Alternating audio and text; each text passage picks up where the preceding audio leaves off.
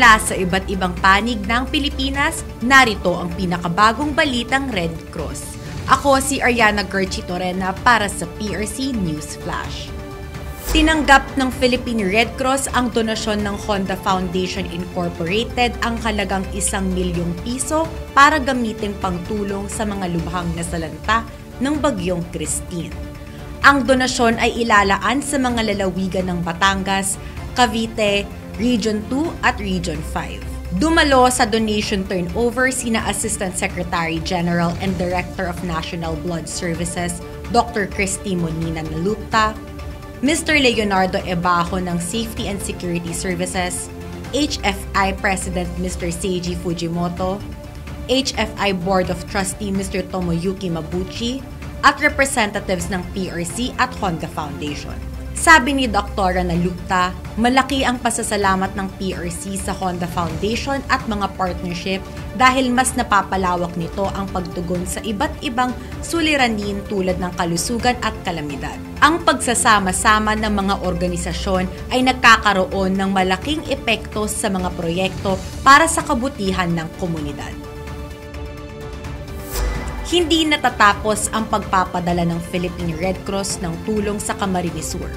Dahil nitong November 6 ay may bagong dating na 6-wheeler truck na naglalaman ng mga kahon-kahong relief items na ipamimigay sa mga residenteng naapektuhan ng Bagyong Christine kamakailan lamang. Na-i-deliver na ang 600 boxes ng food items, 78 sets ng newborn kits, 200 sets ng hygiene kits, at 244 packs ng baby soap para ipamahagi sa mga residente roon. Ang PRC ay aalalay sa ating mga kababayan hanggang sila ay makaraos sa matinding hirap na naranasan nitong nagdaang bagyo. Nagpapasalamat din ang PRC sa mga tumulong para tuloy-tuloy ang pamamahagi ng tulong sa ating mga kababayan. Mayroong sistematikong paraan ang Philippine Red Cross kaugnay sa pagtugon sa mga kalamidad at emergencies. Ito ay tinatawag na 4Ps o mga hakbang sa emergency response. Ito ay ang predict, plan, prepare at practice. Sa predict, tinutukoy nito ang posibleng panganib na maaaring makaapekto sa isang komunidad tulad ng bagyo, lindol o pagbaha. Base sa mga datos at pakikinig sa mga balita at eksperto, nagiging handa ang komunidad sa kung anuman ang maaaring dumating. Kapag may pagpaplano, maagap na matutugunan ang mga posibleng epekto ng kalamidad. Nariyan ang plano ng pamilya kung saan mag-e-evacuate kapag may kalamidad, saan magkikita kapag nagkahiwa-hiwalay. Ang bawat hakbang ay maingat na pinaplano upang masiguro na organisado at mabilis ang pagtugon ng bawat isa sa oras ng emergency. Sa prepare, kailangang maghanda ng mga pangunahing pangangailangan kapag may emergency. Ihanda ang sarili sa mga mangyayari na kapag may kalamidad, handang mag-evacuate at may go bag na bibit-bitin sa pag-alis sa mga tahanan. Dahil kapag handa ang sinuman, mapapabilis ang kilos kapag kinakailangan.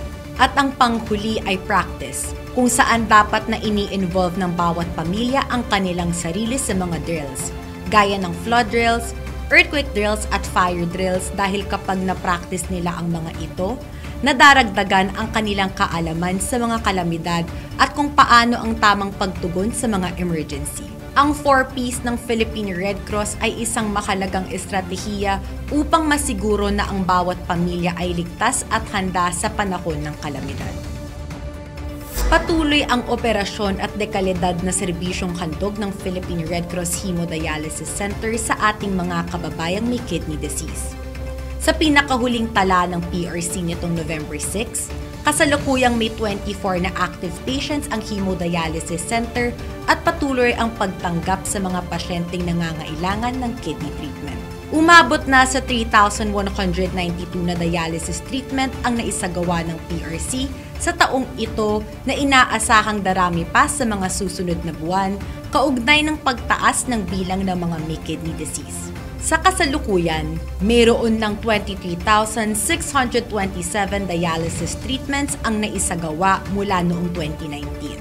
Ayon kay PRC Chairman and CEO Dick Gordon, hindi linya ng PRC ang dialysis Ngunit nagpatayo ang organisasyon ng dialysis center para mas marami ang matulungan ng Red Cross. Dagdag pa ni Chairman Gordon, welcome ang mahihirap na pasyente sa PRC Hemodialysis Center dahil libre ang serbisyo dito para sa kanila. Sabi naman ni PRC Secretary General Dr. Gwendolyn Pang, kompleto at state-of-the-art ang dialysis machines ng PRC kaya nakasisigurong mahusay ang serbisyo ng dialysis center. Bukas ang Hemodialysis Center tuwing Lunes, Miyerkules at Biyernes. Matatagpuan ang PRC Hemodialysis Center sa Radial Road 10, Bonifacio Drive Port Area, Manila. Maaaring tumawag sa 8527-6658 at 0976-530-1092 o mag-email sa prchemodialysis@redcross.org.ph. Dahil sa severe tropical storm Christine, libo-libong pamilya sa buong bansa ang nawalan ng tirahan at pinagkaitan ng pangunahing pangangailangan at kabuhayan. Ang pagtugon ng Philippine Red Cross at pagbibigay ng tulong ay umabot na sa mahigit 30,000 apektadong katao. At sa inyong donasyon, marami pa kaming maaabutan ng tulong. Samahan kami at ang Philippine Red Cross Ambassador na si Catriona Gray sa pag-donate at pagsuporta sa mga komunidad na nangangailangan. Hi everyone, I'm Catriona Gray and I'm a proud ambassador of the Philippine Red Cross. As many of you know, our nation is once again facing challenging times as severe tropical storm Christine has left many of our fellow Filipinos in dire need. Homes, communities, and lives have been deeply affected, and for many, the journey to recovery is just beginning. The Philippine Red Cross has been on the ground since day one, providing essential support like rescue, ready-to-eat hot meals, clean potable water, medical assistance, psychological first aid, and much more. But to sustain these vital efforts, we need your help. Your donation, no matter the size, will go a long way in helping families rebuild their lives and restoring hope. Please donate to the Philippine Red Cross. You can do so through the following bank accounts. And you may also visit the Philippine Red Cross on Facebook for more ways to help. Together, we can make a difference and show our support to our most vulnerable kababayans. Thank you so much for standing with your Philippine Red Cross and with our countrymen in this time of need. God bless you. Sa masusugid naming manonood ng PRC News Flash, tumutok sa Philippine Red Cross Facebook page, Instagram, X, TikTok at mapapanood na rin kami sa YouTube channel ng Philippine Red Cross. Abangan ang mga update at maging konektado sa PRC News Flash para sa mga napapanahong balitang Red Cross.